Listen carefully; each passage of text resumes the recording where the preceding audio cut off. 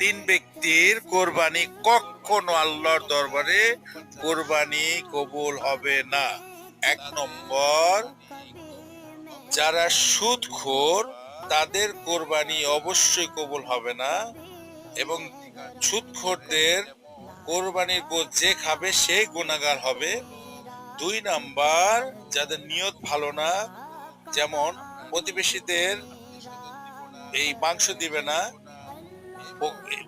আপনার গরিব মিসকিনদের দিবে না, আত্মীয় স্বজনদের দিবে না, নিজে একাই খাবে, এই নিয়তকারীদের কোরবানি কবুল হবে না।